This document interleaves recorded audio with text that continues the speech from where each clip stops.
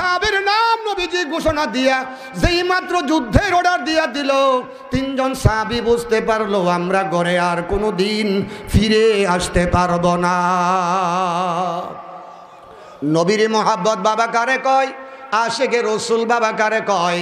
ওরে বাবা, জিলাপি খাওয়ার নাম আশেকে রসুল নয়, মিলাদ শরীফ পড়ার মধ্যে বাবা আশেকে রসুল নয়, ঈদে মিলাদুন্নবী পালন করার মধ্যে আশেকে রসুল নয়। আশেকে রসুল হলো নবীর জন্য বাবা জান মাল জীবন কোরবানি করে দেওয়া, নবীর প্রত্যেকটা সুন্নতের উপরে আমল করা।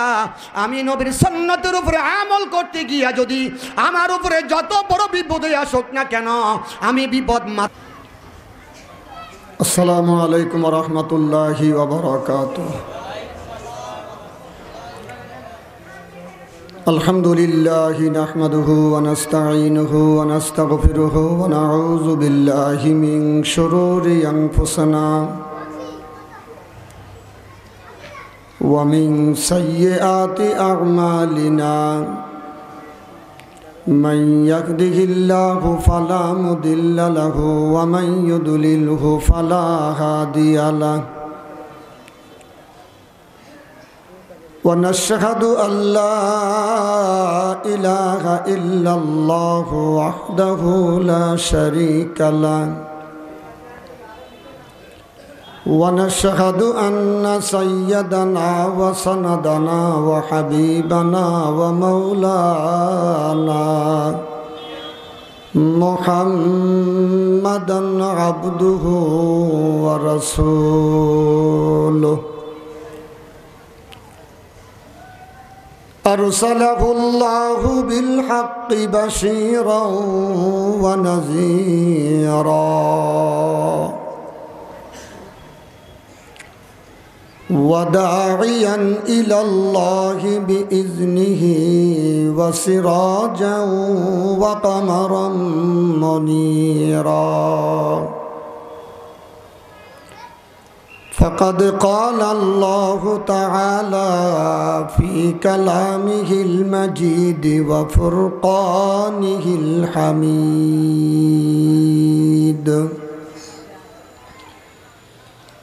أعوذ بالله من الشيطان الرجيم. بسم الله الرحمن الرحيم. الذين يأكلون الربا لا يقومون إلا كما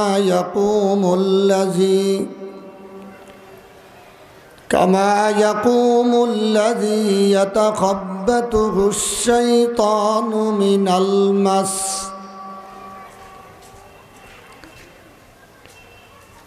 ذلك بأنهم قالوا إنما البيع مثل الربا وأحل الله البيع وحرم الربا فمن جاءه موعظة من ربه فانتهى فله ما سلف وأمره إلى الله ومن عاد فأولئك أصحاب النار هم فيها خالدون.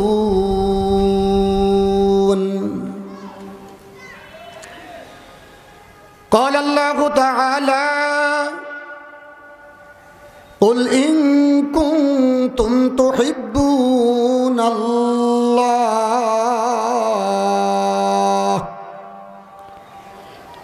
فاتبعوني يحببكم الله ويغفر لكم ذنوبكم والله غفور رحيم.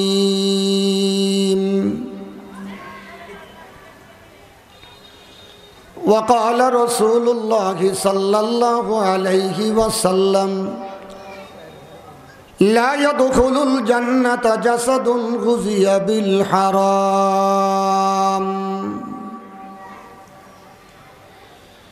أو كما قال النبي عليه الصلاة والسلام وقال رسول الله صلى الله عليه وسلم من تمسك بسنتي عند فساد أمتي فله أجر 100 شهيد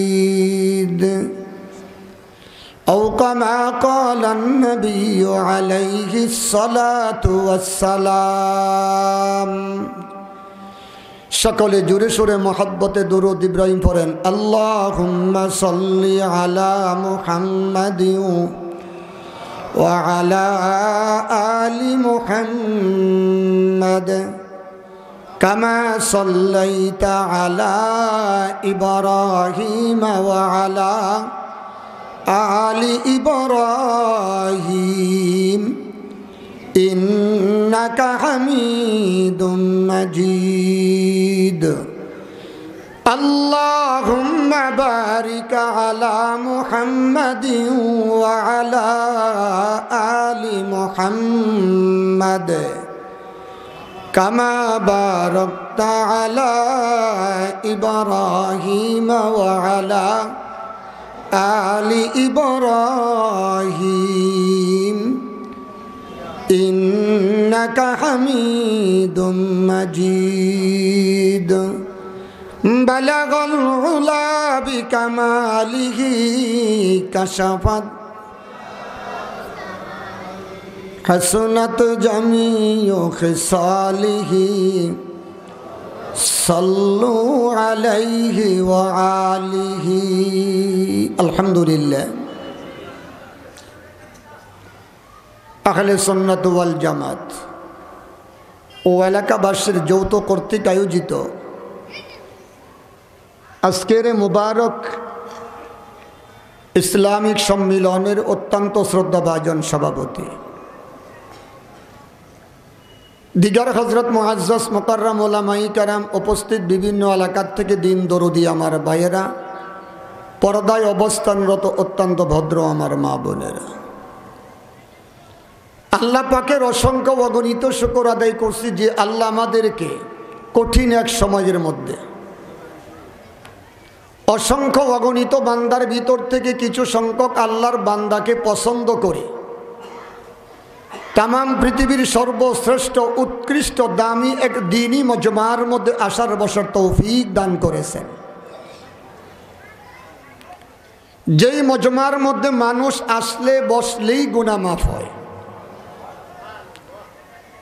যেই মজমার মধ্যে মানুষ বসে থাকলে দুনিয়ার সমস্ত গুনাহ থেকে আল্লাহ পাক হেফাজত করেন, এত বড় এক দামি দ্বীনি মজমার মধ্যে যে আমাদেরকে বসার তৌফিক আল্লাহ দান করেছেন, সেজন্য আমরা সকলেই জোরে সোরে একবার কালিমাত শুকর আদায় করছি আলহামদুলিল্লাহ। আওয়াজ থোড়া, মানুষও থোড়া, আমার সময়ও থোড়া। বাদাল মাগরিব থেকে দৌড়ে আসা পর্যন্ত মাত্র 1 ঘন্টা সময় থাকে।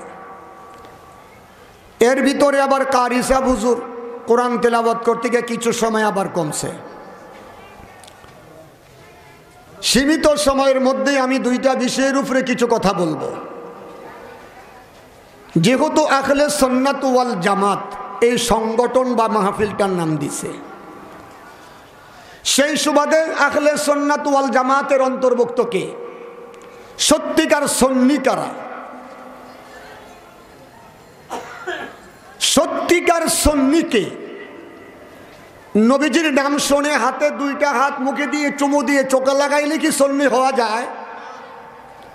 না 12ই রবিউল আউয়াল জশ্নে জুলুসের নাম দিয়া মিছিল করলে সুন্নি হওয়া যায়? না আরো অন্য অন্য কোনো আমল আছে? এ বিষয়ে আমি কিছু কথা বলার ইচ্ছা পোষণ করে বাড়ির থেকে এসেছিলাম। আমার অত্যন্ত শ্রদ্ধাভাজন বড় ভাই, খুব বেশি মোহাব্বতের, কলিজার টুকরা জনাব হযরত মাওলানা ইয়াকুব সাহেব তিনি আবার মাগরিবের আগ মুহূর্তে আমাকে কানে কানে আরেকটা বিষয়ের ব্যাপারে বলে দিলেন। আর এই বিষয়গুলো আমি অহরহর বলে থাকি। তার কারণ অনেক মুসল্লিদের মধ্যে একটা সমালোচনা হয়, একই ওয়াজ বক্তারা করে। আমি বলি, এক ওয়াজ বক্তারা করবে কিয়ামত পর্যন্ত। কেন? সমস্ত মানুষ নামাজি হবে না যতক্ষণ নামাজের বয়ান চলবে দুনিয়াতে ততক্ষণ, ঠিক না ঠিক? সমস্ত লোকজন সুদ ঘুষ ছাড়বে না যতক্ষণ, হালাল রুজিতে ঢুকবে না যতক্ষণ, সুদ এবং ঘুষের বয়ান করতে হবে ততক্ষণ, ঠিক না ঠিক? যতক্ষণ পর্যন্ত মানুষগুলা খাঁটি সুন্নি না হবে, নামদারি সুন্নি থাকবে যতদিন, খাঁটি আহলে সুন্নাত ওয়াল জামাতের ভিতরে প্রবেশ করবে না যতদিন, রাসূলের সুন্নতের বয়ান করতে হবে ততদিন, ঠিক না বেঠে? আমার ভাষা বুঝেননি আপনারা? আমি তো পুরান বক্তা মনে হয়। এই মাঠে বুধ আগে আরো 2বার 3বার আইছে, আমারে বড় ভাই আমারে আনছেন। আর বিশেষ করে নোয়াখালীর উলিয়ে গুলিয়ে গ্রামে গঞ্জে রাস্তাঘাটে সবাই এক বাক্যে আতাউর রহমান নরসিংদী আদামরা বক্তারা চিনে, কথা কন, ঠিক না বেঠে? আমি আবার আদামরা, ফুরামরা না। ফুরামরা হইলে তো কবরও যাইতাম। গত পরশুদিন আপনাদের রামগতির থেকে হযরত মাওলানা ইউসুফ সাহেব ফোন করে জিজ্ঞাইতেছেন, আতাউর রহমান সাহেব হুজুর কোথায়? আমি বলছি, ভাই আমার সাথে কথা বলেন, কি হয়েছে? হুজুর বলে মারা গেছে 3 মাস আগে। শোনার পরে আমার কলিজার মধ্যে আগুন ধরে গেছে। এখন হুজুরের কি হয়ে মরছে খবর নেওয়ার জন্য ফোন দিস। আমার লগে কইতেছে আপনি গো রামগতি মাওলানা ইউসুফ সাহেব, মুস্তাফিজুর রহমান সাহেবের আপন ছোট ভাই, আশরাফুল উলুম মাদ্রাসার মুহতামিম সাহেবের ছোট ভাই, জমিদার হাট রামগতির আগে। চিন্তা করতেছি, তাই তো এখনো বুঝতেছে না আমি যে কথা কইছি। পরে বললাম যে ভাই আপনার কলিজার আগুন ঠান্ডা করেন, আতাউর রহমান সাহেব হাসরের মাঠে থেকে আপনার সাথে কথা বলতেছে। মুখতারাম দোস্ত, একটু জিকির করিয়া সামনে আগে আসি। লা ইলাহা, ভাই একটু আগাই, আর একটু আগাই ভাই, এদিকে আস। লা ইলাহা ইল্লাল্লাহ, লা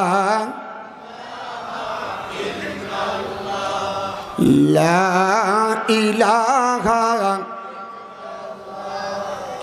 লা ইলাহা ইল্লাল্লাহ, লা ইলাহা, লা ইলাহা ইল্লাল্লাহু মুহাম্মাদুর রাসূলুল্লাহ।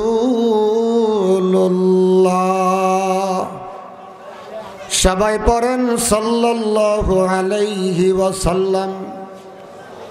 ও আল্লাহর বান্দা, নবীর উম্মতের দল, আমার নবী, আপনার নবী, মায়ার নবী, দয়ার নবী,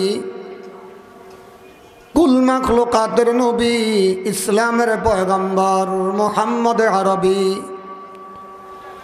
সাল্লাল্লাহু আলাইহি ওয়াসাল্লাম ইরশাদ করে, মান ক্বালা লা ইলাহা ইল্লাল্লাহ ফাদাখালাল জান্নাহ। আমার নবী বলে, যদি কালিমাটা একবারে কিনো ইখলাসের সাথে সহি শুদ্ধ করে পড়া যায়, এই কালিমাটা যদি একবার সহি শুদ্ধ করে একিনো ইখলাসের সাথে এই কালিমাটা একবার পড়ে নাও, আমার নবী বলে তুমি জান্নাতে প্রবেশ করবা।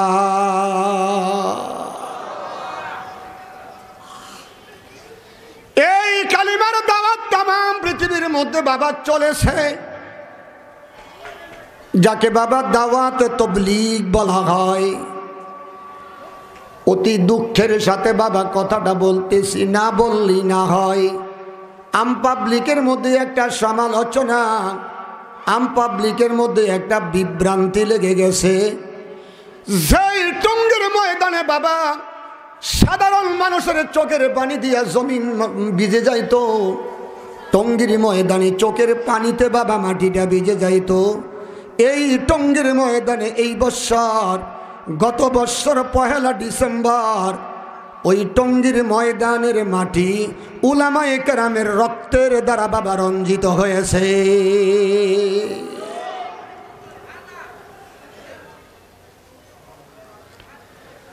আফসোস লাগে বাবা, জগত নবী বলেছে ক্বালা ক্বালা রাসূলুল্লাহি সাল্লাল্লাহু আলাইহি ওয়াসাল্লাম ইন্নাল উলামা ওয়ারাসাতুল আম্বিয়া। উলামায়ে কেরাম হলো আমার নবীজির ওয়ারিস। আব্দুল্লাহ ইবনে আব্বাস রাদিয়াল্লাহু তাআলা আনহু থেকে রওয়ায়াত, তিনি বলেন যদি কোনো একজন হক্কানি আলেমকে তোমরা সালাম দাও, মনে করবা তোমরা নবীজিরই যেন সালাম দিলা। হক্কানি একজন আলেমকে যদি তোমরা মুসাফা করো, মনে করবা নবীজির সঙ্গেই তোমরা মুসাফা করলা। একজন আলেমকে যদি তুমি মেহমানদারি করো, মনে করবা নবীজিরই তুমি মেহমানদারি করলা। অথচ সে উলামায়ে কেরামের মাথার রক্ত টঙ্গীর ময়দানে রাস্তার মধ্যে পিজের মধ্যে বাবা গড়াইয়া গড়াইয়া গেছে।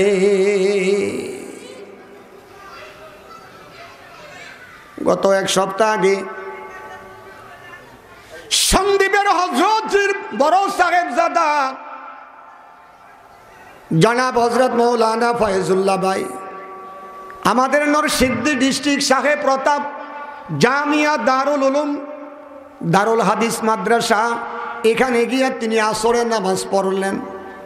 আসরের পরে কিছু আলোচনা করলেন। আলোচনার ভিতরে আক্ষেপের সাথে বলতেছে, বাবারা এই টঙ্গীর ময়দানের দুর্ঘটনায় আমার মাদ্রাসার 104 জন আলেম ছাত্র আহত হয়েছে।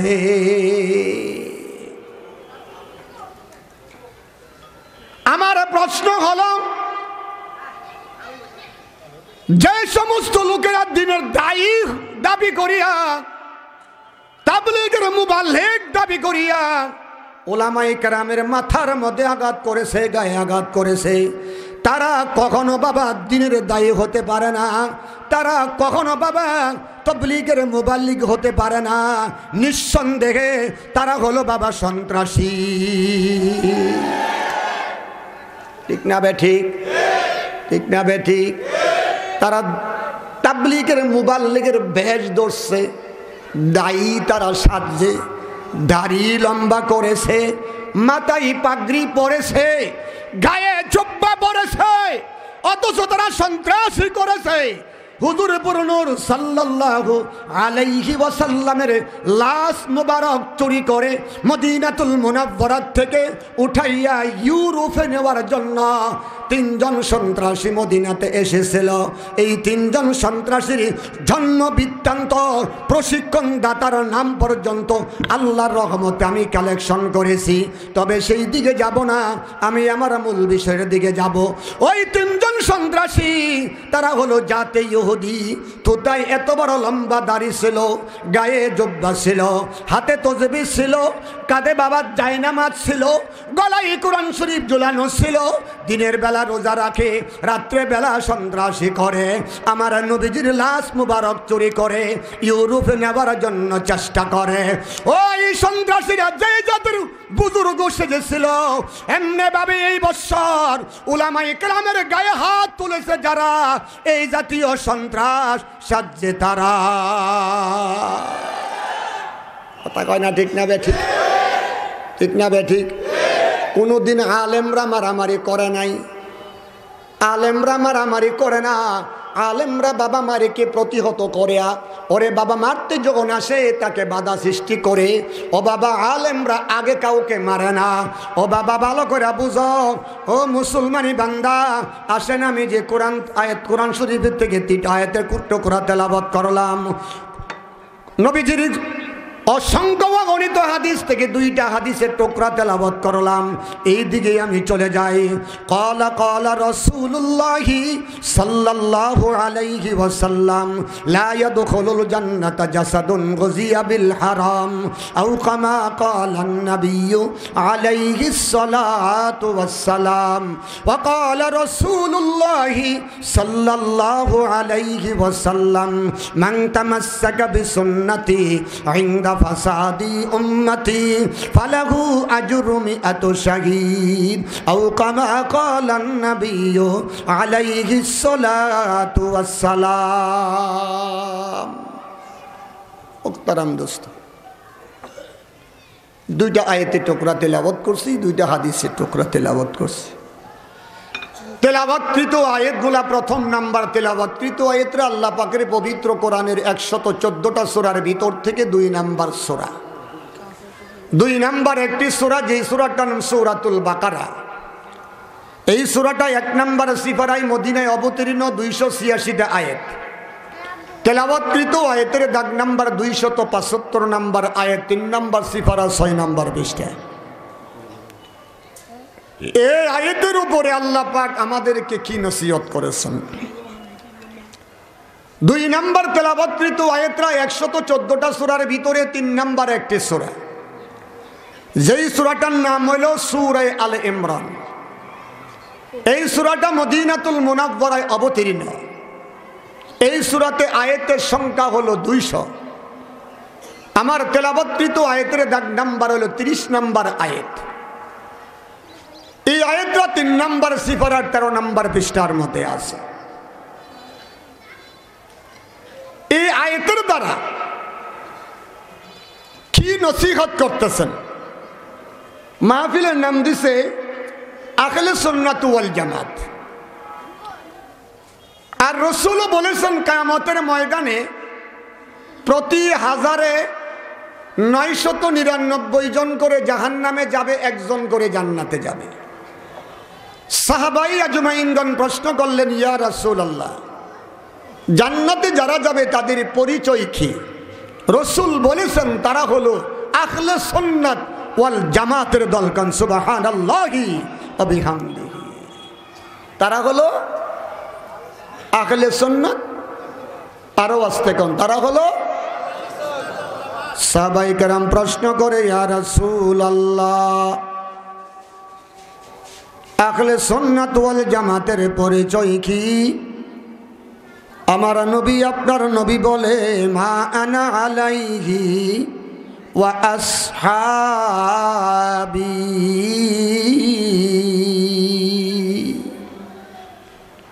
ও সাহাবারা, যারা আমি রাসূলকে অনুকরণ করে, আমার সাহাবায়ে কেরামের জামাতকে অনুকরণ করে, তারাই হলো খাঁটি আহলে সুন্নাত ওয়াল জামাতের দল।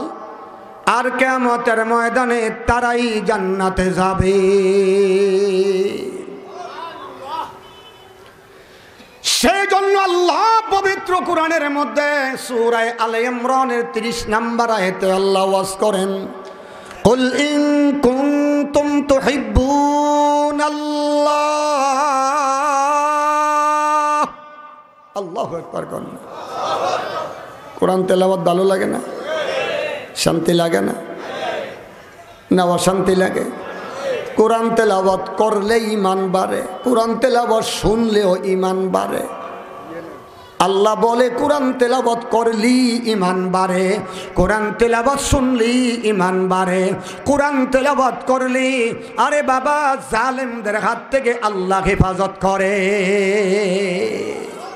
وَإِذَا قَرَأْتَ الْقُرْآنَ جَعَلْنَا بَيْنَكَ وَبَيْنَ الَّذِينَ لَا يُؤْمِنُونَ بِالْآخِرَةِ حِجَابًا مَسْتُورًا। আল্লাহু আকবার। মুমিনরা যখন কোরআন তেলাওয়াত করে, আল্লাহ পাক কুদরতি পর্দা দিয়া তার ডেকে রাখে। দুশ্মন যদি তারে আক্রমণ করতে আসে, দুশ্মনের চোখের মধ্যে পর্দা পড়ে যায়, দুশ্মনের চোখে সে লোকটা পড়ে না। দুশ্মনের আক্রমণ থেকে আমার আল্লাহ কোরআন তেলাওয়াতের বরকতে হেফাজত করে।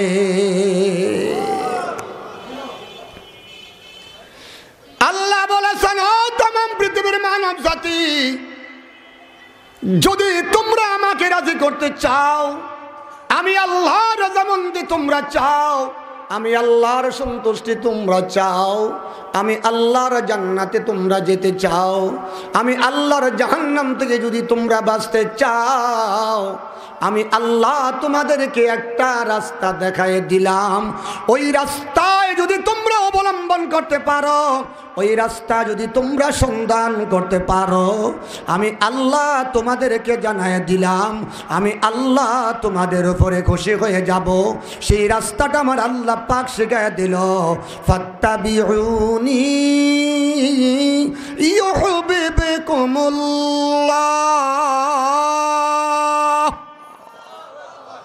আল্লাহ কয়, যদি আমার সন্তুষ্টি তোমরা চাও, আমার জাহান্নাম থেকে বাঁচতে চাও, আমার জান্নাতে তোমরা যাইতে চাও, তাহলে আমার নবীর অনুসরণ অনুকরণ তোমরা করো, আমার নবীকে তোমরা খুশি করো, আমার নবী যেভাবে বলেছে সেভাবে তুমি জীবন চালাও, আমার নবী যাহা নিষেধ করেছে তাহা তুমি মেনে চলো।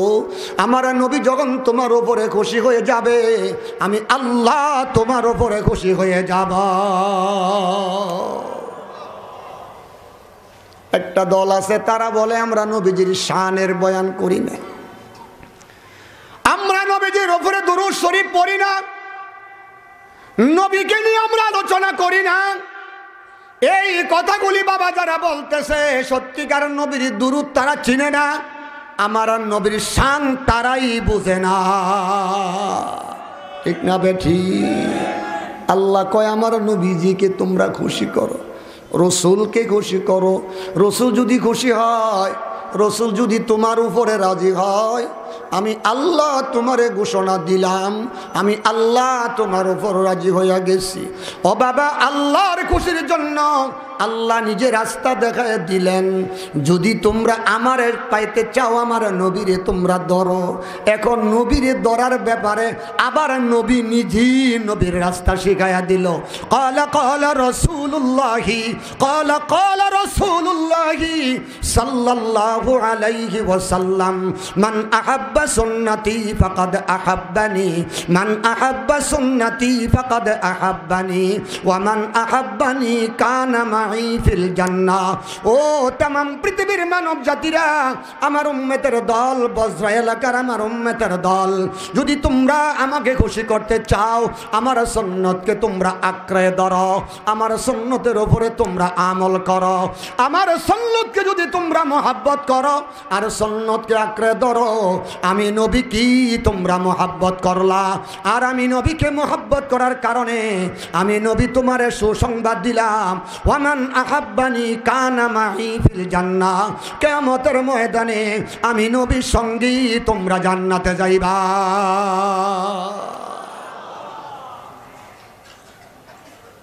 রসুল বলছে, রসুলকে খুশি করতে হলে রসুলের সুন্নতের উপরে আমল করতে হয়। কিসের উপরে? কথা কন না কা? ঈদে মিলাদুন নবীর কথা তো কইছে না, জশ্নে জুলুসের কথা তো কইছে না, মাথায় তো লাল ফটকা লাগাইয়া, হাতে বাবা নিশান লইয়া রাস্তার নাই। আশেকে রসুল মুখে মুখে দাপি করতেও বলে নাই। আশেকে রসুল তারা আমার নবীর সুন্নত প্রত্যেকটার উপরে আমল করে যারা পারিবারিক জীবনে, রাষ্ট্রীয় জীবনে, ব্যক্তিগত জীবনে, সামাজিক জীবনে, প্রত্যেকটা ক্ষেত্রে আমার নবীর সুন্নতের উপরে আমল করে যারা, খাঁটি সুন্নি হয়েছে তারা। ঠিক না বে? ঠিক কথা কন না কা? থোতার দাড়ি নাই মুখে আশেকে রসুল, মাথায় টুপি নাই মুখে আশেকে রসুল, গায়ে জামা নাই মুখে আশেকে রসুল, প্যান্ট শার্ট পরে ক্লিনশিপ করে, প্যান্ট শার্ট পরে ক্লিনশিপ করে, গলায় টাই বাঁধে, প্যান্ট শার্ট পরে ক্লিনশিপ করে, গলায় টাই বাঁধে, মুখে মুখে আশেকে রসুল বলে বলে বাবা দাবি করে। এই জাতীয় দাবি করে যারা ভণ্ডর ঘরের ভণ্ড হয়েছে তারা, কথা কয় না। মুখে মুখে জফি মোরা আশেকে রাসূল, মুখে মুখে জফি মোরা আশেকে রাসূল, থোতায় নাই নবীর দাড়ি মাথায় লম্বা চুল, থোতায় নাই নবীর দাড়ি মাথায় লম্বা চুল, মোরা আশেকে রাসূল, কথা কয় না। এরা হইল বন্ড, এরা কি? এরা কি বন্ড? এরা হইল বন্ড। দাড়ি রাখলে বুড়া বুড়া লাগে, দাড়ি রাখলে যুবতী মেয়েরা কাছে আসে না, দাড়ি রাখলে পার্কে যাওয়া যায় না, কথা কয় না, ঠিক না ঠিক? আমিও তুমি নবীর সুন্নি বলে দাবি করো, তুমি আশিকে রসুল বলে দাবি করো, নবী তো আশিকে রসুলের পরিচয় দিয়া দিল। মান আহাব্বা সুন্নতি ফাকাদ আহাব্বানি, মান আহাব্বা সুন্নতি ফাকাদ আহাব্বানি, ওয়া মান আহাব্বানি কানা মাই ফিল জান্নাহ। সত্যিকার ওরাই হলো খাঁটি আশিকে রসুল, সত্যিকার ওরাই হলো খাঁটি সুন্নি। আমার সুন্নতকে আঁকড়ে ধরেছে যারা, আমার সুন্নতকে মহব্বত করে যারা, আমার সুন্নতের উপরে আমল করে যারা, আমি নবীরে মহব্বত করে তারা।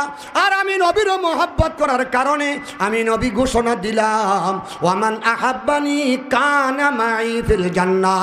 কিয়ামতের ময়দানে আমি নবীর সঙ্গী তোমরা জান্নাতে যাইবা।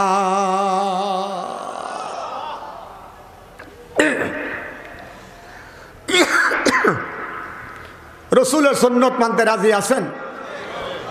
বিয়ে শাদীর মধ্যে মানতে রাজি আছেন? বিয়ে শাদীর মধ্যে রসুলের সুন্নতের উপরে আমল করবেন?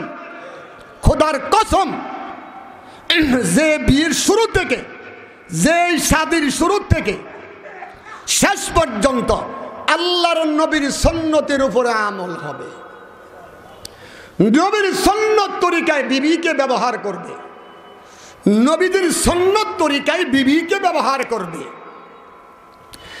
এই বিবির ঘর থেকে যে সন্তান দুনিয়াতে আসবে,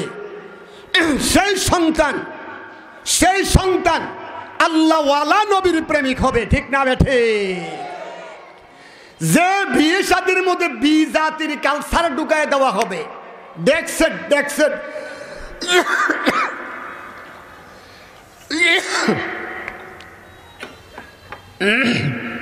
হঠাৎ করে গলার ভিতরে কি একটু চা খাই।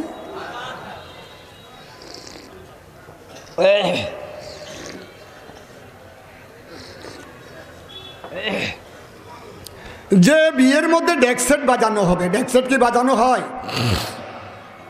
আপনাদের এলাকায় বিয়ের 1-2 দিন আগ থেকে ডেকসেট ডব্বর ডব্বর ডব্বর ডব্বর বাজানো হয়। এটা যে কি আওয়াজ কয়, ডব্বর ডব্বর বাজানো হয়, এটাই যে কি কয়, যে কয় হে ও বুঝে না। খালি হৃদরোগের রুগীগুলা স্ট্রোক করে মরার ব্যবস্থা হয়, কথা কয় না। ডব্বর ডব্বর আওয়াজ হয়। বিয়ের মধ্যে নারী পুরুষ একত্রিত হয়ে আর ডাইনিং টেবিলে, গোল টেবিলে বসা খাবার দাবারের ব্যবস্থা কি হয়? আপনাদের নোয়াখালী তো আছে, এত উলামায়ে কেরামের এলাকা নোয়াখালী। আল্লাহর ওলি যে কত নোয়াখালী আছে। কারি ইব্রাহিম সাহেব হুজুর রহমাতুল্লাহি আলাহির বাড়ি নোয়াখালী, হাফিজি হুজুর রহমাতুল্লাহি আলাহির বাড়ি নোয়াখালী, হাবিবুল্লাহ মেজবা সাহেব হুজুর রহমাতুল্লাহি আলাহির বাড়ি নোয়াখালী, আরও যে কত, আব্দুল হালিম সাহেব হুজুর রহমাতুল্লাহি আলাহির বাড়ি বৃহত্তম নোয়াখালী, কথা কয় না, ঠিক না বা ঠিক? ফেনী তো পরে হয়েছে। এত বড় বড় উলামায়ে কেরাম থাকার পরেও ডেকসেট এবং গোল টেবিলে খাবার ব্যবস্থা, এটি কি সুন্নত তরিকায় হলো না বিজাতির তরিকায় হলো?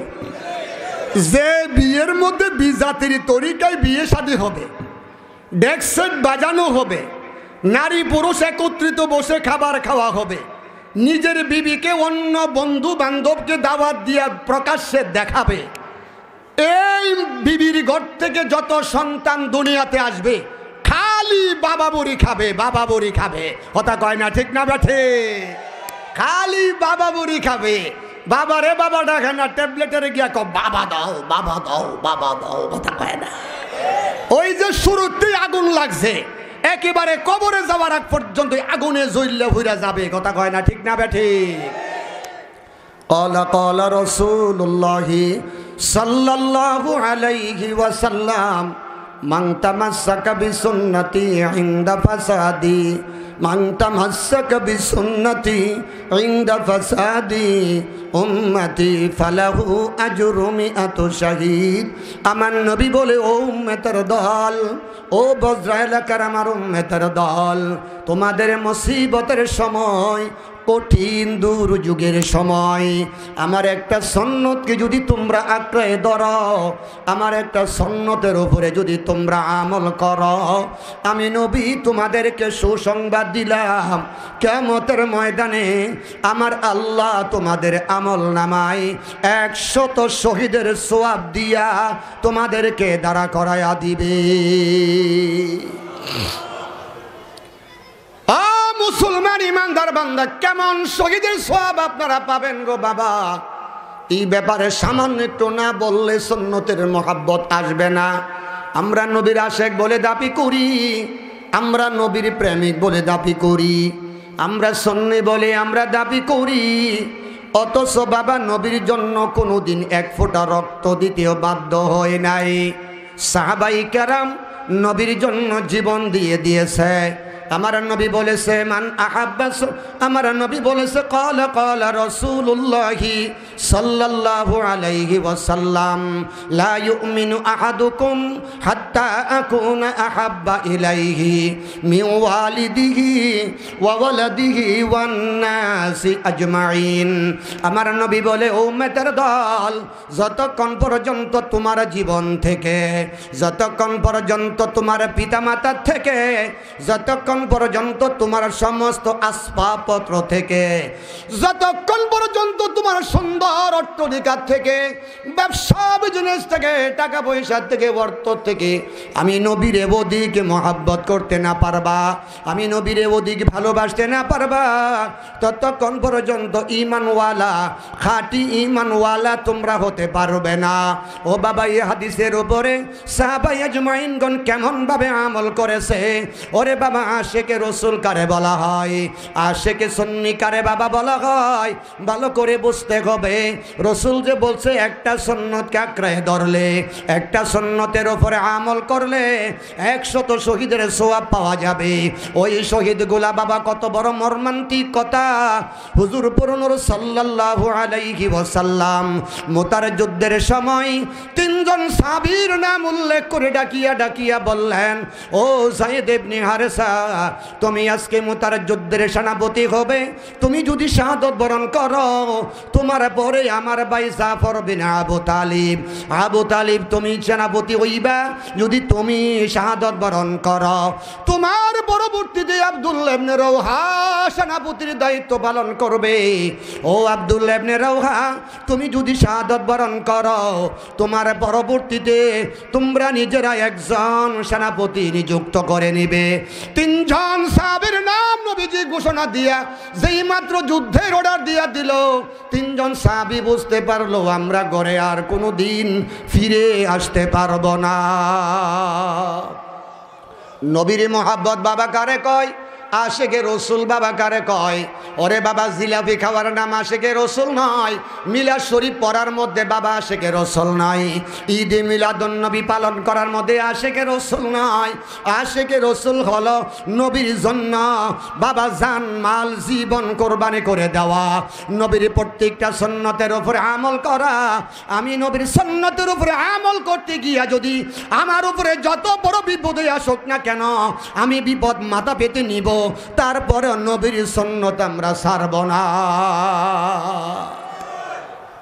3 জন সাহাবী ডাক দিয়া কয়, ইয়া রাসূলুল্লাহ, যদি অনুমতি পাই আমরা নিজ নিজ বিবির কাছ থেকে বিদায় আনতে চাই। নবী তো রহমাতুল লিল আলামিন, মায়ার নবী, দয়ার নবী, কলিজার টুকরা নবীজি অর্ডার দিয়ে দিল, যাও তোমরা নিজ নিজ ঘরে গিয়া বিদায় নিয়া যুদ্ধের ময়দানে যাও। জাফর বিন আবু তালিব ঘরে গিয়া তার বিবির কাছে বলে, বিবি গো, আমি যুদ্ধের মধ্যে চলে যাইতেছি, দোয়া করো, বিদায় দিয়ে দাও। বিবি বলে, স্বামী গো, যখনই আপনি ঘর থেকে বের হয়ে যান আপনি দোয়া করেন আমারে নিয়া, আমি দুয়ার মধ্যে আমিন বলি। আজকে আমি দোয়া করব, আপনি আমার দুয়ার মধ্যে আমিন শব্দটা বলতে হবে। জাফর বিন আবু তালেব বলে, বিবি দোয়া করো। বিবি দুটো হাত তুলে আল্লাহর দরবারে দরখাস্ত করে, পরওয়ারদিগারে আলম, আমার স্বামী যুদ্ধের ময়দানে যায়, সহি সালামতে যুদ্ধের ময়দান পর্যন্ত পৌঁছায় দেন। জাফর বিন আবু তালেব বলে, আমিন। 2 নম্বরে কথাটা বলছে, আল্লাহ আমার স্বামী সেনাপতি হয়েছে, আমার স্বামী যাতে সুন্দর করে সুশৃঙ্খলভাবে বীর বিক্রমের সাথে যেন আমার স্বামী যুদ্ধটা পরিচালনা করতে পারে, আল্লাহ সেই শক্তিটুকু আমার স্বামীর গায়ের মধ্যে দিয়ে দেন। তিনি বলে, আমিন। 3 নাম্বার কথা বলতেছে, আল্লাহ আমার স্বামীকে পুনরায় আমার বুকের মধ্যে ফিরিয়ে দিয়েন। এই কথাটা বলার সাথে সাথে জাফর বিন আবু তালিব বাবা দোয়াটা ভেঙে দিলেন, হাতের মধ্যে আস্তে করে একটু আঘাত করে বললেন, বিবি গো, দোয়াটা ভেঙে দাও, আমি তোমার এই দোয়ার মধ্যে রাজি না।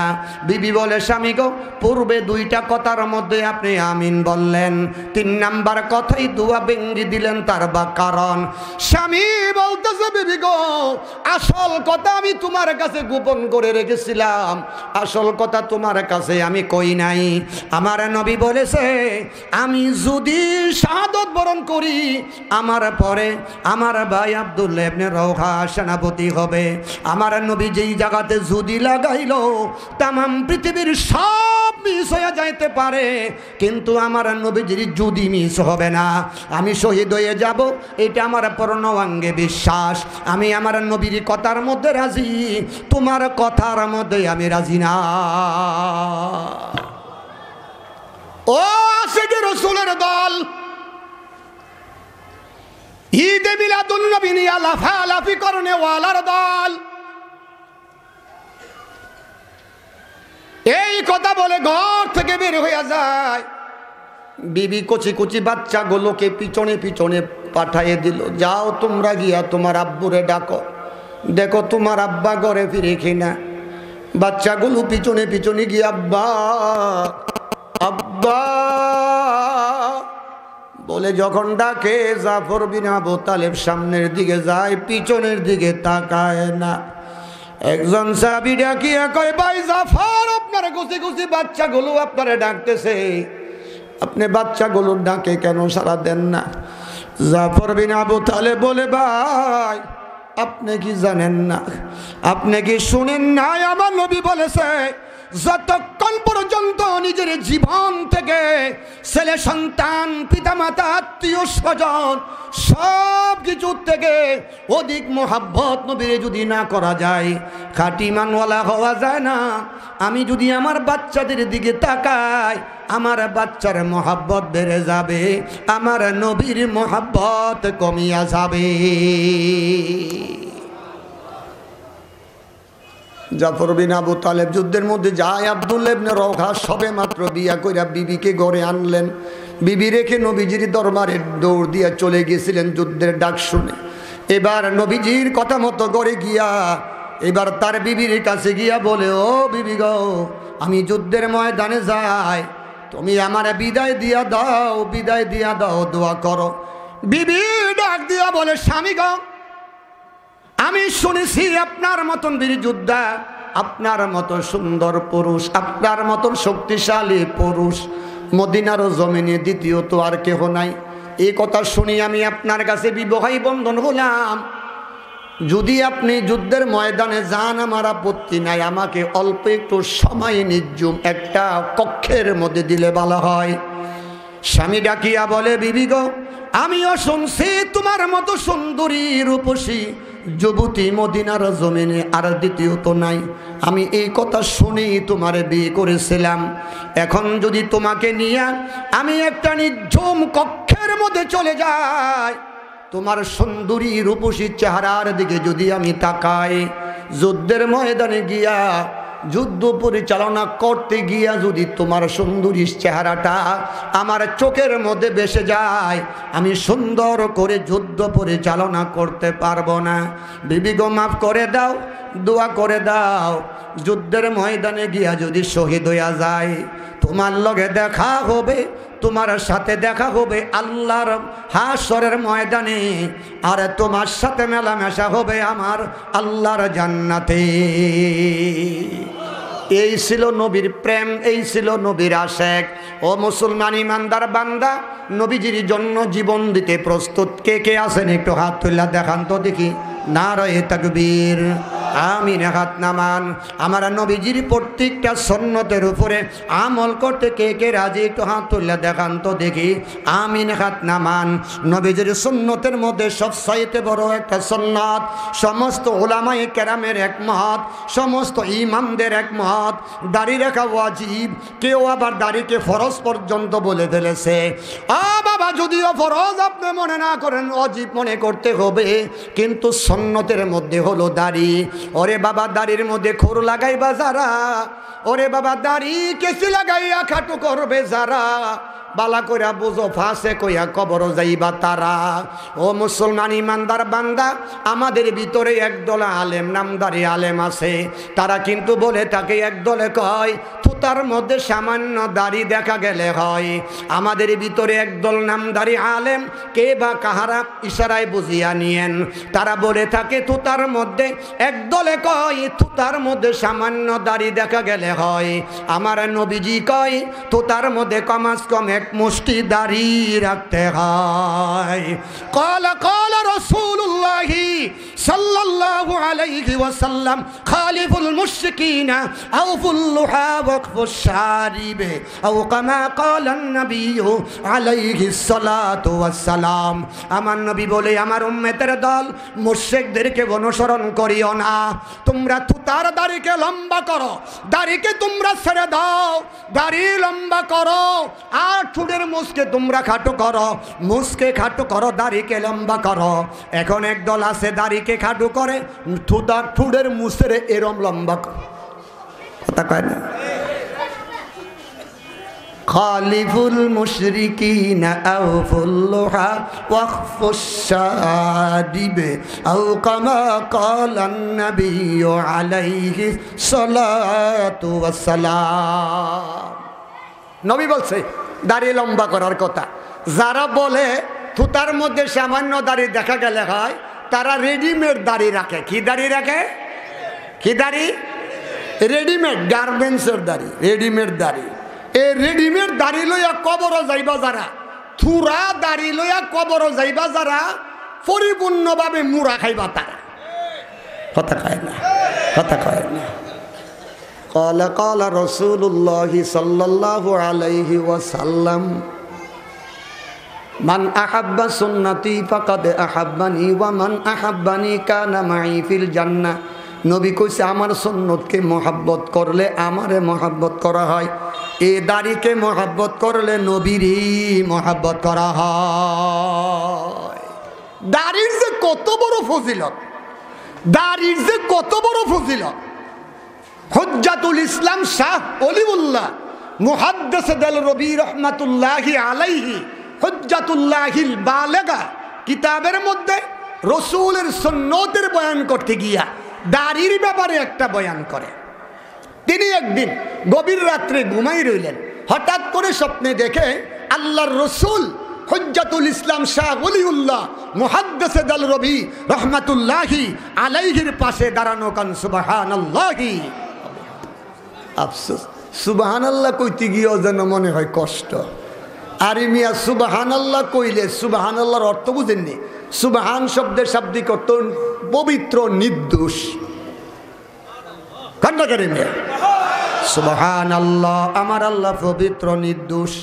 আল্লাহ কো বান্দা, তুই যদি একিনো এখলাসের সাথে পরিপূর্ণ বিশ্বাস করে আমি পবিত্র, আমি নির্দোষ, এই কথা তুই জবান দিয়া স্বীকার করস, সুবহানাল্লাহর মাধ্যমে আমি আল্লাহ তোর গুনাহগুলি মাফ করিয়া তরে পবিত্র বানাইয়া দিলাম।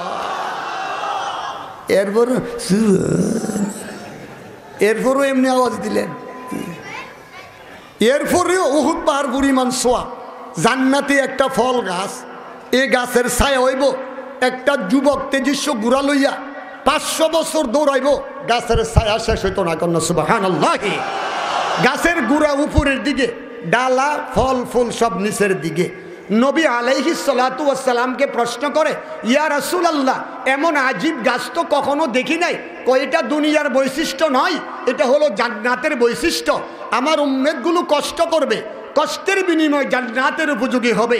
জান্নাতের ভিতরে আর কোনো কষ্ট নাই, আরামে শুয়ে শুয়ে ঘুমাবে, আর ফল গাছ নিজেই ফলগুলা তার মুখের সামনে এভাবে ঝুলাইয়া রাখবে।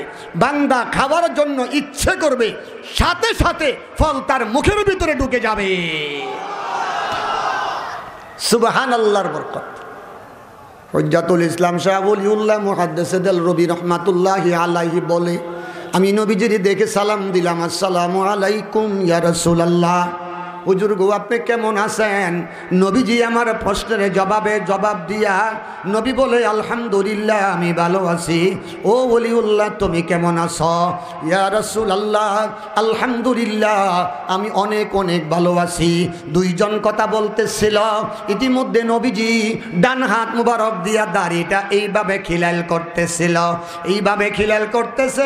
হঠাৎ করে 3খানা দাড়ি নবীজির হাত মুবারকের মধ্যে চলে এসেছে। হুজ্জাতুল ইসলাম শাহ ওলিউল্লাহ নবীজিকে বলে, ইয়া রাসূলুল্লাহ, আবার কবে আমি আপনাকে পাবো দেখব?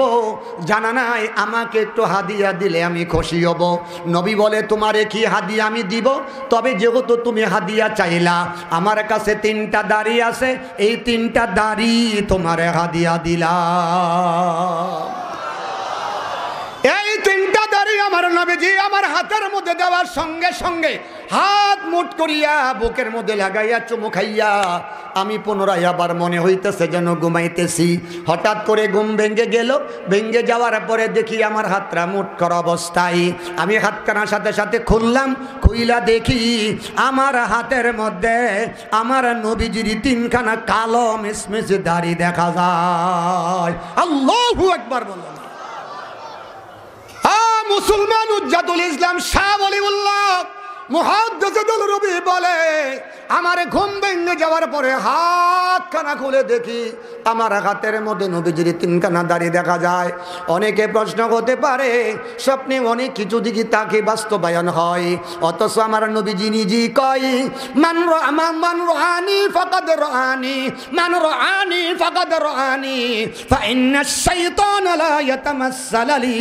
আমার নবী কয়, ও বজ্র এলাকার আমার উম্মতের দল, তোমরা যদি রাত্রেবেলা ঘুমের ঘরে আমার স্বপ্নে দেখো, তোমরা যদি রাত্রেবেলা ঘুমের ঘরে আমাকে স্বপ্নে দেখো, দিনের বেলা ঘুমের মধ্যে আমি নবীকে স্বপ্নে দেখো, মনে করবা আমি নবীরে তোমরা স্বপ্নে দেখছো। মান রাআনি ফাকাদ রাআনি, মান রাআনি ফাকাদ রাআনি, ফা ইন্নাশ শাইতানা লা ইয়াতামাসসালি। আমাকে তোমরা স্বপ্নে দেখছো, কারণ আমার সুরত, আমার আকৃতি, আমার প্রকৃতি শয়তান দুনিয়ার জমিনে কখনো ধারণ করতে পারে না।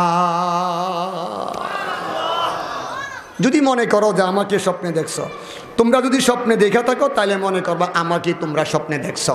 মুহতারাম দোস্ত, পরে দাড়িগুলা কাগজের মধ্যে মুড়াইয়া পকেটে নিয়ে ঘুমায় গেলেন। সকালবেলা ঘুম থেকে উঠে উনি ওনার আমলগুলি করে মাঠের মধ্যে কাজ করতে গেলেন। আগেরকার জমানার অলিরা কাজ করে ভাত খাইতো, এখনকার জমানার অলিরা কাজ করুন লাগে না, সালার শট পিন্দা রাস্তার মুড়ের মধ্যে যা বৈশা নারী পুরুষ যাইয়া দুধ কলা লইয়া পায়ের মধ্যে ফইরা খালি গুতায়, কথা কয় না। এই যে আমনে গো ফদুয়া ফদুয়া, কথা কয় না। ফদুয়ার হিসাবের কাম করুন লাগবো কা, কত দুধ কলা লতা ফাতা ফল ফুল তার বাড়ি যাইতাছে আর খাইতাছে, কথা কয় না। আগেরকার অলিরা কাজ করতেন। দুপুর হয়ে গেছে, চতুর্দিকে রোদ, মাথায় রোদ লাগে না। ঘটনা কি? আমার মাথায় রোদ লাগে না কেন? উপরের দিকে তাকাইছে, তাকায় দেখে কালো একটা মেঘের আবরণ মাথার মধ্যে ছাতার মতো এভাবে ধরে রাখছে। ওলিউল্লাহ শাহ ওলিউল্লাহ মুহাদ্দিস দেলরবি রহমাতুল্লাহ আলাইহি তাজ্জব হয়ে গেল, এই কি ঘটনা। এবার জায়গা ত্যাগ করলেন, দেখে কি এটাও ত্যাগ করতেছে, হাঁটতেছে। আবরণটাও, কালো মেঘের আবরণটাও হাঁটতেছে। হঠাৎ করে চিন্তায় পড়ে গেল, এরকম দৃশ্য আমার হায়াতে জিন্দেগিতে হয় নাই। হঠাৎ করে মনে এসে গেল, আমার পকেটের মধ্যে কার দাঁড়িয়ে আছে। ওয়ামা আরসালনাকা ইল্লা রাহমাতাল লিল আলামিন। আল্লাহু আকবার বলো। যে নবীজির জীবনে কোনোদিন সূর্যের তাপ দেয় নাই, প্রস্রাব পায়খানা জমিনের মধ্যে বাবা বেশি থাকে নাই, প্রস্রাব পায়খানা করতে দেরি সঙ্গে সঙ্গে জমিনে গ্রাস করত। আর নবীজি ঘর থেকে বের হইয়া গেলে ওরে বাবা কালো মেঘের একটা বড় নবীজির মাথার মধ্যে চলে আসতো। আমি বুঝতে পারলাম এটা হলো একমাত্র আমার নবীজির দাড়ি মুবারকের বরকত।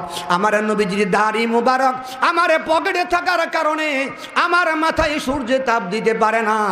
ঘরের ভিতরে গিয়া পরীক্ষা করার জন্য চলে গেল। বাড়ির ভিতরে গিয়া দাড়ির প্যাকেটটা ঘরে রেখে ঘর থেকে বের হলো। আবার সূর্যে তাপ দিতে শুরু করে দিল। ঘরের ভিতরে গিয়া আবার দাড়ির প্যাকেটটা হাতে লইয়া ঘর থেকে যখন বের হইয়া গেল, আবার কালো মেঘের আবরণটা আসিয়া ছায়া দিতে শুরু করে দিল। বাবা বালা করিয়া বুঝো, হুজ্জাতুল ইসলাম শাহ ওলিউল্লাহ মুহাদ্দিসুল রবি রহমাতুল্লাহি আলাইহি আমার নবীর সুন্নতের বয়ান করতে যাইয়া হুজ্জাতুল্লাহিল বালিগার মধ্যে লেখে, ও তামাম পৃথিবীর মানব জাতি, খোদার কসম, খোদার কসম, আমার নবীজির তিনটা মরাদারি, ফরাদারি, জরাদারি আমি ওলিউল্লাহর সাথে থাকার কারণে, আমার পকেটে থাকার কারণে দুনিয়ার সূর্য আমার তাপ দিতে পারে নাই। যদি আমার নবীর জিন্দা দাড়ি থুতার মধ্যে লইয়া তোমরা কবরে যাইতে পারো, যদি তোমরা কবরে যাইতে পারো, ফাইজা জাতিস সাখা ইয়াউমা ইয়াফিরুল মারউ মিন আখিহি ওয়া উম্মিহি ওয়া আবিহি ওয়া সাহিবাতিহি ওয়া বানিহি লিকুল্লি ইমরিইম মিনহুম ইয়াউমা ইযিন শা'নুন ইউগনি ওয়ুজুহু ইয়াউমা ইযিন মুসফিরা দাহিকাতুম মুস্তাবশিরা ওয়া ওয়ুজুহু ইয়াউমা ইযিন আলাইহা গাবারা তারহাকুহা কাতারা উলাইকা হুমুল কাফারাতুল ফাজারা। আমার আল্লাহ পাক বলে, কঠিন ভয়াবহ হাসরের মাঠ, যেদিন মাথার অর্ধ হাত উপরে সূর্যটা চলে আসবে, এই সূর্যের তাপে জমিনটা তামা হইয়া যাবে, মানুষের মাথার মগজগুলা বাবা তরল হইয়া জমিনের মধ্যে জমা হইয়া যাবে। হুজ্জাতুল ইসলাম শাহ ওলিউল্লাহ বলে, ওই দিন যদি আমার নবীর দাড়িটা তোমার মুখের মধ্যে থাকে, আমার নবীজির জিন্দা দাড়ি যদি তোমার মুখে থাকে, খোদার কসম ওই দিন তোমাকে সূর্যের তাপ দিবে না। নবীজির দাড়ি রাখতে রাজি আছেননি? কোন আল্লাহ আপনি কবুল করেন, আমিন। হাত নামান। আল্লাহর খাস মেহেরবানি, আমি আমার অহংকারের জন্য, গৌরবের জন্য বলি নাই। ইন্ডিয়ার ভিতরে 5 বছর ধইরা দাড়ির বয়ান আসামে, ত্রিপুরা, কেলকাটা, এদিক দিয়া বাবা আজান দিয়া ওই যে সোনামুরা থানায়, কুমিল্লা বৌরা বাজার দিয়া ঢোকে মাস্তান টিলা, শ্রীমন্তপুর, শ্রীনগর মাদ্রাসায় আল্লাহর রহমতে বয়ান করতে গিয়া দাড়ির বয়ান করি। অনেক বিয়ে সাবরা চতুর্পাশে বসে বসে শোনে, অনেক বিয়ে সাবরা শোনে, কিন্তু তারা আমল করুক আর না করুক, কিন্তু তারাও বৈশা বৈশা শোনে। এই ইন্ডিয়ার ভিতরে বর্ডারি এলাকায় 764টা যুবকের মুখে চাপ দাড়ি চলে এসেছে। নোয়াখালীর ভিতরে বহুত যুবক, নোয়াখালীর ভিতরে দাড়ি থুরা রাখবেন না পুরা রাখবেন? আরো জোরে কন। যারা বলে সামান্য দেখা গেলে হয়, তাদের কথা মানবেন না নবীর কথা মানবেন? আরো আসতে কন, কার কথা মানবেন? নবীর কথা মানবো। যারা বলে তুতার মধ্যে সামান্য দাড়ি দেখা গেলে হয়, তারা রেডিমেড দাড়ি রাখে, তারা ফাসেক ফাসেক ফাসেক ফাসেক, ঠিক না বেঠি? দাড়ি কাটা ফাঁসে কি, দাড়ি সাডা ফাঁসে কি, দাড়ি সাসা ফাঁসে কি, দাড়ি কাটার কবিরা গোনা 24 ঘন্টা আপনার সাথে লেগে থাকে। অন্য অন্য কবিরা গোনা আমল করার সময়, নামাজের সময় বাবা শরীর থেকে চলে যায়, আপনার কাছ থেকে দূরে চলে যায়, কিন্তু দাড়ি কাটার কবিরা গোনা 24টা ঘন্টায় আপনার বডির মধ্যে আছে। নামাজ পড়েন আছে, ঘুমাইতেছেন আছে আছে, যতক্ষণ পর্যন্ত সুন্নতের ভিতরে দাড়ি না যাবে ততক্ষণ পর্যন্ত কবিরা গুনার মধ্যে ডুবে গেছে। আল্লাহ আমাদের সবাইকে সুন্নতের উপরে দাঁড়িয়ে রাখার তৌফিক দান করে। সকলে বলে আমিন। খাঁটি সুন্নি খাঁটি আশিক রাসূল হইয়া কবরে যাওয়ার তৌফিক দান করে। সকলে বলে আমিন। ওয়া আহাল্লাল্লাহুল বাইআ ওয়া হাররামার রিবা। আল্লাহু আকবার বলে। সূরাতুল বাকারার 275 নাম্বার আয়াত 3 নাম্বার সিপারার 6 নাম্বার পৃষ্ঠা। আল্লাহ কয় আল্লাযীনা ইয়াকুলুনার রিবা লা ইয়াকুমুনা ইল্লা কামা ইয়াকুমুল্লাযী ইয়াতাখাব্বাতুহুশ শাইতানু মিনাল মাস যালিকা বিআন্নাহুম ক্বালু ইন্নামাল বাই'উ মিসলুর রিবা ওয়া আহাল্লাল্লাহুল বাই'আ ওয়া হাররামার রিবা। আল্লাহ আল্লাহ আল্লাহ আল্লাহ। আল্লাহ আমার আল্লাহ পাক পবিত্র কোরআন শরীফে বলছেন, যারা সুদ দিবে, কথাটা খেয়াল করে শোনেন, সমাজের মধ্যে সুদের প্রথা আছে কি নাই? আরো আসতে বলেন, আছে কি নাই? কিস্তি সমাজের মধ্যে আছে কি নাই? সুদের উপরে টাকা লাগানো আছে কি নাই? ভাই নামাজের তো দেরি আছে, 7:10 পর্যন্ত আমাকে টাইম দেওয়া আছে, এখন 7টাও বাজে নাই, আরো 1 মিনিট বাকি আছে। উড়াউড়ি করলে এখনই মাইক ছেড়া দিব। ওয়াজের আর এত শখ নাই, কারণ যথেষ্ট বয়ান তো আপনাদের এই নোয়াখালীতে করছি। উড়াউড়ি করলে বুঝুম যে আপনাদের অধৈর্য এসে গেছে। অধৈর্য লাগতেছে নাকি? তা সত্যি সমাজে আছে? আরো আসতে কোন আছে? হ্যাঁ বুঝছেন, নামাজ পড়া দুজক যাইব, রোজা রাখার পরে দুজক যাইব, হজ করার পরে দুজক যাইব, জিকির করার পরেও দুজক যাইব, কোরআন তেলাওয়াত কইরেও দুজক যাইব। কেন যাইব? নবী নিজে কয়, ক্বালা ক্বালা রাসূলুল্লাহি সাল্লাল্লাহু আলাইহি ওয়াসাল্লাম লা ইয়াদখুলুল জান্নাতা জাসাদুন গুযিয়া বিল হারাম আও কামা ক্বালান নাবিয়্যু আলাইহিস সালাতু ওয়াসসালাম।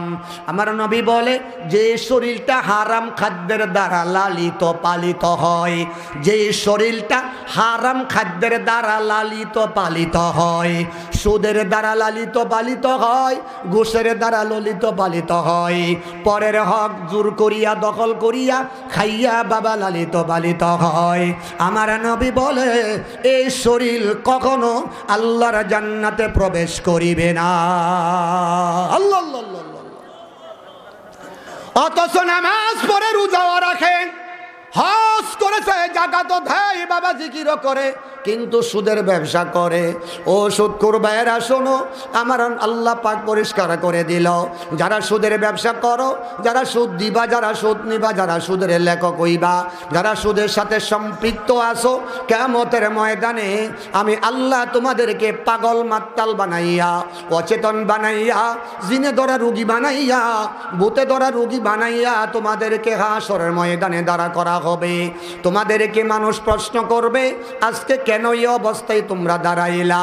আমার আল্লাহ পাক জবাব দিয়া দিবে, ও তামাম পৃথিবীর মানব জাতিরা, ও তামাম পৃথিবীর মানব জাতিরা, তোমাদেরকে যখন পাগল মাতাল অচেতন জিনে ধরা রোগী ভূতে ধরা রোগী বানাইয়া হাসরের ময়দানে দাঁড়া করা হবে, একদল পড়ুয়ারে দিগারে আলমকে প্রশ্ন করবে, মাবুদ গো, তারা তো বজরা ইসলামগঞ্জ বাজারে আমার সঙ্গে ব্যবসা করেছিল, সেই তো সুস্থ ছিল, মরার আগ পর্যন্ত তার ব্রেনে কোনো সমস্যা করে নাই, আজকে সেই অবস্থা হলো কেন? আমার আল্লাহ জবাব দিব, সে সুদের সঙ্গে সম্পৃক্ত ছিল, সুদের ব্যবসা করেছিল, সে নিজে সুদ দিয়েছিল, সে নিজে সুদ খেয়েছিল। ও আল্লাহর বান্দারা, সেই জন্য আল্লাহ পাক সুদকে হারাম করে দিয়েছে আর ব্যবসাকে তোমাদের জন্য হালাল করে দিয়েছে। মুফাসসিরিন ইকরাম তাফসীরের মধ্যে লেখে, সুদ কেন বাবা হারাম হলো আর বাবা ব্যবসা কেন হালাল হলো? সুদের দ্বারা বাবা একদল নিস্তেজ হইয়া যা, একদল দুর্বল হইয়া যা, আর একদল বাবা সবল হইয়া যা, গরিব আস্তে আস্তে আরো গরিব হইয়া যা, ধনী আরো আস্তে আস্তে ধনী হইয়া যা, আর ব্যবসার দ্বারা দুনো দল বাবা লাভবান হইয়া যায়। ওরে বাবা, যিনি বেচা কিনা করলো সেও লাভবান হইয়া গেল, যে কিনলো সেও লাভবান হলো। এবার প্রশ্নগুলি আমাকে করতে পারেন, হুজুর আমাদেরকে বুঝাইয়া দিতে হবে। বাবা আমি বলে দিতেছি, সুদ যার কাছে টাকা নাই নাই তারাই তো বাবা সুদের উপরে টাকা আনে। মাত্র আমি গরিব হইয়া যাওয়ার কারণে আপনার কাছ থেকে 1000 টাকা এক মাসের জন্য 100 টাকা লভ্যাংশ দিয়া সুদ দিয়ে আনার জন্য আপনার কাছে গেলাম। 1 মাস পরে আমি আপনার কাছ থেকে যখন টাকা আনলাম, 1 মাস পরে টাকা হইয়া গেল 1100, আনছি আমি 1000 হইয়া গেল 1100। আমি তো এমনি দুর্বল, টাকা নাই বিদায় আপনার কাছ থেকে আনলাম, এখন আমি আরো দুর্বল হইয়া গেলাম। প্রথমে ছিল 1000, এখন হইয়া গেছে 1100। যদি আবার এই মাসে দিতে না পারি, পরের মাসে যদি নিতে হয়, তাহলে চলে আসবে আবার বাবা 1210 টাকা। এইভাবে তো খালি বাড়তেই থাকবে, বাড়তেই থাকবে।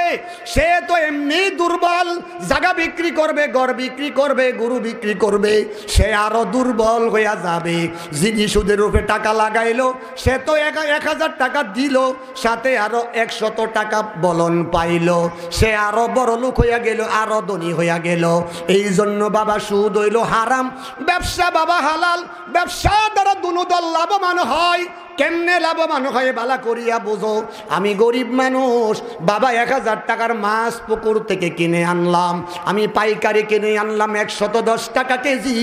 বজরা ইসলামগঞ্জ বাজারে বসিয়া বেচতেছে 130 টাকা কেজি। প্রতি কেজিতে 20 টাকা করে লাভ হইতেছে।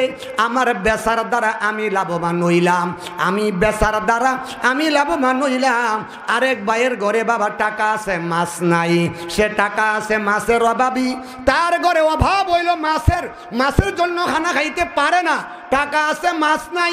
ওই লোকটা বজরা ইসলামগঞ্জ বাজারে আসিয়া আপনার কাছ থেকে 130 টাকা দিয়া 1 কেজি মাছ কেনার দ্বারা তার ঘরের মাছের অভাব দূর হইয়া গেল। টাকাও তার ঘরে আছে, মাছও তার ঘরে গেছে। টাকাও তার ঘরে আছে, মাছও তার ঘরে গেছে। দুটোই সে পাইয়া সে লাভবান হইয়া গেছে।